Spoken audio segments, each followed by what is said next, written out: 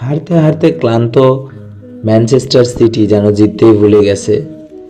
Leicester সিটির king পাওয়ার স্টেডিয়ামে আজ মাঠে নামার আগে সর্বশেষ ১৩ ম্যাচে সিটির জয় ছিল মাত্র একটি এবং হার ছিল ৯টি ও ড্র ছিল ৩টি। অবশেষে সিটি প্রায় ভুলে যাওয়া সেই জয় দেখা পেল আজ। লেস্টার সিটিকে তাদের মাঠে ২-০ গোলে হারিয়েছে পেপ গার্দিওলার দল ম্যানচেস্টার সিটি।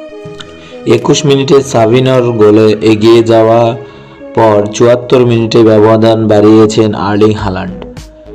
বাংলাদেশের জাতীয় দলে খেলার অনুমতিপ্রাপ্ত হামজা চৌধুরী সাবস্টিটিউট হিসেবে নামেন ম্যাচের ৭০ মিনিট সময়ে। স্বস্তির এ জয়ে পয়েন্ট তালিকার ৫-এ উঠে এসেছে ম্যানচেস্টার সিটি। ১৯ ম্যাচে দলটির পয়েন্ট ৩১ এবং টেবিলের শীর্ষে রয়েছে লিভারপুল এফসি। এদিকে এ লিগের সর্বশেষ ৪ ম্যাচেই হারল লেস্টার সিটি। আজকে হারে তারা একদম পয়েন্ট টেবিলের নিচের দিকে অবস্থান করতেছে। তাদের অবস্থান পয়েন্ট টেবিলের বর্তমানে ১৮ নম্বর।